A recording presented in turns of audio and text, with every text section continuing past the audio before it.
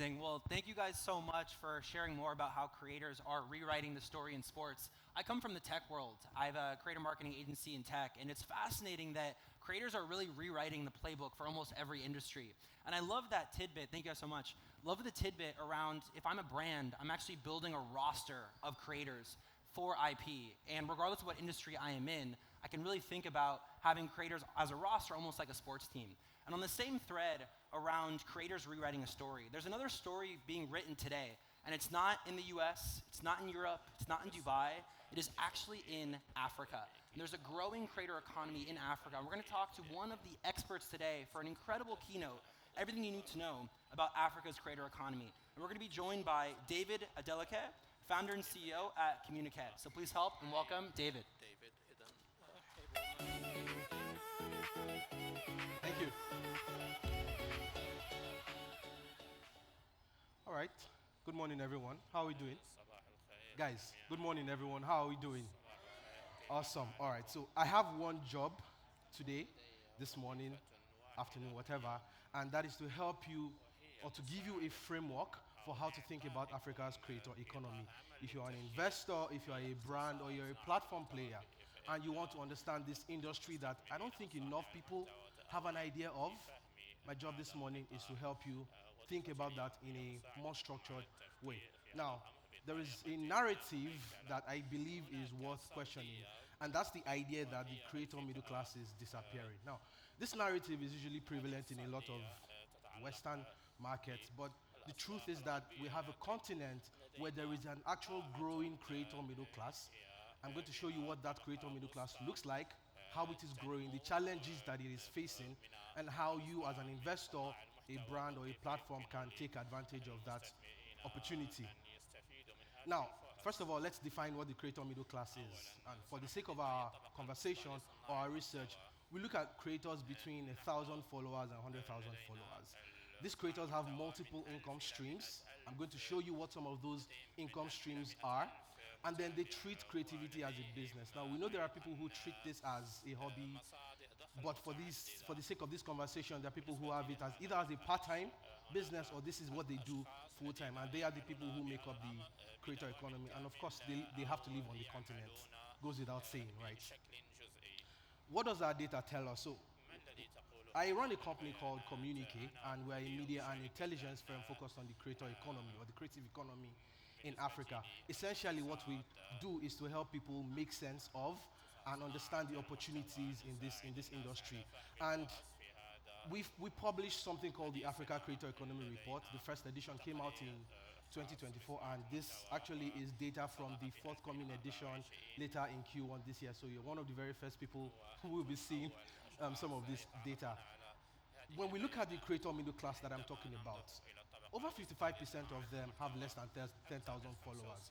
This is important. I'll tell you why it's important later. And this is where the sad part is. About 60% of the creators that we spoke to, they earn about $100 or less per month. Now, in other markets, this is a big problem. But where we come from, it's way above minimum wage in a lot of countries.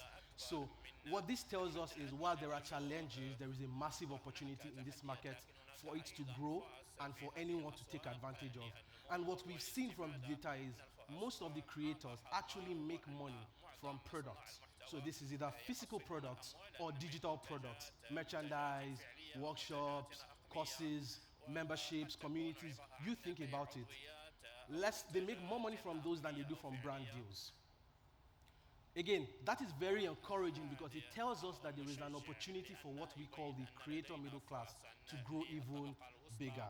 And then, of course, we have brand platform payouts. Those are significantly less than the first two. And again, we'll talk more about that in a little bit. So when I say this market is difficult, what do I mean by that? Where are the real friction points? The first is monetization. So this is an economic issue, right? This is a continent with several people who have low purchasing power, and so that makes it significantly difficult for a lot of creators there to monetize their content. This has implications. I'll talk about that in a bit. This has implications. The second challenge is infrastructural, and this is in a way a product and an engineering problem. There are not enough products and services that help creators to make content and distribute it better. Not necessarily faster, but better and more strategically. And so that is another opportunity. And the third is a cross-border complexity problem, which in many ways is a policy issue. So again, if you are an investor or someone here who says, okay, where can I make the most impact in this industry? I would say, one, if you solve a problem of monetization or an economic problem, you help creators figure out how to make money, more money, make it in better ways that will not burn them out faster, you're doing something right. Or if you're building infrastructure, you're building products, services, could be hardware, could be software, that is helping them to create and distribute faster and smarter, you're solving a problem. And if you're solving policy problems, you're having policy conversations, you're solving a problem as well. So those are the three main areas where there is friction in the industry. So now, where does the money really come from? Where does the money really come from? Our data tells us that, like I said, most creators make money from products, so digital and physical. Now, the difference between brand partnerships and products is 1 percentage point. It's not that significant, but it tells you something, that there is a massive opportunity. So if you were building something that helps creators to monetize directly from their audience, you have a market here. You have people who are ready, willing to use your product. And then if you're building products or a service that helps people connect with brands, maybe you know a brand that wants to break into the African market, again, there is a massive opportunity here. And then when you look at platform payouts, what this tells you is that that is not being done properly and well enough. So if you're an investor, you're a brand, you're a platform, I have some news for you. Some of the implications of the monetization issue is that a lot of creators are now looking to export their products or to export their content. So they're trying to reach markets outside of their local vicinity. So for instance, a creator in Nigeria is trying to go beyond Nigeria because he knows that by producing in Nigeria and getting his content in different parts of the world, he's going to make more money. Because again, producing in Nigeria is significantly cheaper if he's able to generate income from different parts of the world. The same for a creator in Kenya, for instance, or a creator in South Africa. So export is usually how a lot of creators are looking to build and to survive within different African markets. So like I said, we have a report coming out later in Q1, and one of the things that we introduced is what we call the audience anchor ratio. It sounds sophisticated, but it's really simple. It really answers the question, where does demand for content and the audience in a country live? So, for instance, let's take a step back.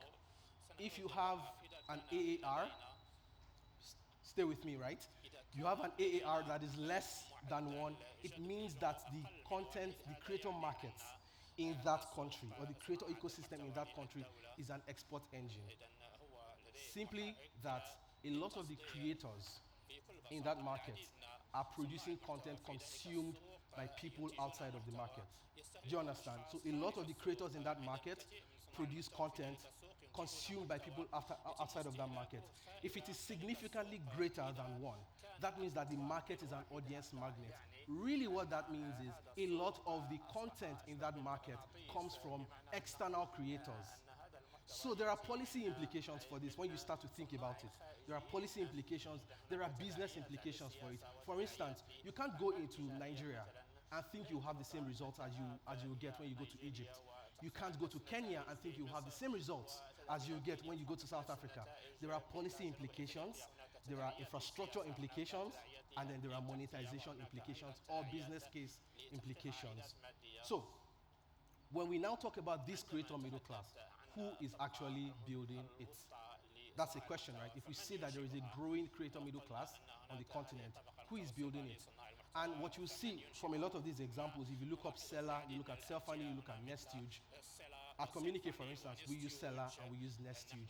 These are companies that help us to build products that we can directly monetize. Are you following me? We can directly monetize. So those are the companies that I believe are going to build the future of this creator ecosystem across the continent. The platforms are important. They are not competitors. They are helping discoverability, they're helping reach. But the real companies that will build the future of Africa's creator economy are those that help our creators to monetize directly. Those that help them to own their IP, for years to come, those that in many ways help them to own their products even after distribution or even after the distribution problem has been solved. I hope you're following me, right? And then we have local fintechs and marketplaces.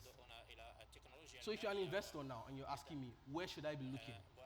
With everything that I've said, where should I be looking? If I want to invest in the African creator economy, where should I be looking? The first is, look at companies or startups building actual creator tools. Like I said, we see a lot of promise with companies that help creators to directly own their audience and their IP. So companies that are building creator tools, platforms that allow creators to interface directly with their audience. There is a lot of opportunity there. And then marketplaces. And when I talk about marketplaces, I talk about e-commerce. So companies, for instance, that can help me if I'm a video creator and I produce something, I can either produce a physical product or a digital product. Any company that helps me to sell that, there is a massive opportunity there. And of course, fintech and data infrastructure. So as an investor, this is where you should be looking. If you are a brand, you own a brand, you want to play in the African creator economy, you want to deal with African creators, or you want to work with them, the first thing you should know is that it requires a lot of trust. Because you're coming into a market that is in many ways crowded. A lot of opportunities, a lot of people see opportunities there and they want to come in. Now, not everyone does it properly, so if you want to do it properly, you have to optimize for trust. And how do you do that? First is you work with the mid-tier creators, and really what that means is work with the creators who already can show you that they have a direct relationship with the audience. How do you measure that? They very likely have sold digital products or they've sold something directly to their customers before.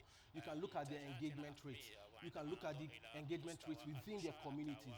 How often do people show up at their events, for instance? How often do people buy things that those creators are recommending? So that's one way that you can optimize as a brand. Another way is long-term partnerships. What we see is that brands come into the continent and they want to stay for a year. You might get results, but the odds are you will not get the kind of results that you need. So you have to optimize for long-term partnerships with the creators or with the audiences that you want to work with. And final is, this is a market where utility drives content engagement. So people like knowledge, but they like knowledge that can show a means to an end, that there is a clear benefit. There is clear utility in the content. Aesthetics matter, but functionality more so. So those are the things that you need to consider as a brand in the market. Next is if you're a platform. And this is where I think a lot of platforms make mistakes. First is you need to make payments easier. I use Substack, right? For about a year, we were running an experiment with subscriptions. For me to get subscribers on Substack, paid subscribers, I had to sign up on Stripe Atlas. That was $500 that I could have spent somewhere else. Just so that I can collect $10 per month from people. I had to pay $500 to Stripe for a year, right? And then I had to forfeit another 20% of my earnings to Stripe and Substack, just so that I can accept subscribers. That is, why would I have to do that when there are payment solutions already on ground? So platforms come in, it's always better to work with local payment solutions because it makes it cheaper for you and it makes it cheaper for the end user as well. And then there is a problem of monetization eligibility. A lot of creators or a lot of platforms don't make it easy for creators on the continent to monetize. That is a huge problem. And of course, localized incentives. So you don't come into a continent or different markets on the continent and try to impose your way on the continent. Already there is a way things are done. Try to understand how do you then incentivize the creators or the audience in this market to engage with you as a brand. When all is said and done, in 2030, in 4 years from now, what will success look like? If everything goes well for the creator economy, I say, for instance, I say that there will be a lot more sustainable creator businesses. Now, a lot of creators treat what they do as it's just me and not necessarily as a business. I think for the ecosystem to grow across Africa, we need more creators to think like businesses, and we are going to see that. The second is that there will be more exportable IP that the creators own. What we see now is a lot of creators having to give up control, and ownership of the IP because they need to work with certain platforms. I think that is going to change, that is going to shift, and we're going to see more creators who own their IP that they can then export to other parts of the world and make money in different currencies. And finally, like I said, it pains me that I have to pay Stripe that kind of money. But I think in a few years from now, you're going to see more collaboration between platforms that are global and platforms of infrastructure owners that are local to make payments easier to flow from one part of the market to other parts of the world. Now, before I wrap up, I want to read an excerpt from an email that I got at the start of this year to you. I'm doing this with permission. And I want to do this because I want you to understand why someone like me will be standing on stage talking about this. This, for me, is less about how much money can be made and more about how people's lives can be changed. And this email came early this year, and it took me aback because I was not expecting it. So I have the person's permission to read it. So please just listen as I do. Hello, Mr. David. I want to say a very big thank you. You have completely changed my life, and I don't say that lightly. I'm not saying this to flatter you. I'm not saying this to get into your good graces or anything like that. I'm saying it because I have genuinely been changed by the work you do at Communique. I am a law student in my final year of university, and for a long time I have been searching for my place. I have done top-tier internships at some of the best firms in the country, and I know for a fact that that is not my life. I know that is not the kind of work I want to do. I am creative, I talk, I build ideas, I do all of these things, and while I know the work you do isn't easy, I'm very aware of that, his words, not mine, I have been searching for my career place. What do I actually do with my life? Then I stumbled upon your work. I spent hours doing deep dives, reading your pieces, studying the things coming out of Communique, and it made my blood rush. It made me genuinely excited. I honestly cannot explain the feeling I had while reading your work. For the first time, I felt like I had a place in this ecosystem professionally. I just want to say thank you because you've given birth to something that has inspired me deeply. My life feels purposeful in the creative economy because of the work you do. I feel like I've found a broad path, and while it is up to me to decide what exactly I want to focus on after school, my career finally makes sense to me now. And that is really, really thanks to Communique. So again, this thing that I'm doing, standing here talking to you about this, it's not fun and games. For me, this is life's work, and there is an entire continent of people who need people outside to understand the work that they do. This is not just for games, it's not for vibes. This is life and death for a lot of people, and I'm glad to be able to be a part of it. Thank you very much. So I think we have time for a few questions. If you have any questions, please just raise your hand based on anything I've said. Any questions? Awesome. All right. Thank you very much for your time.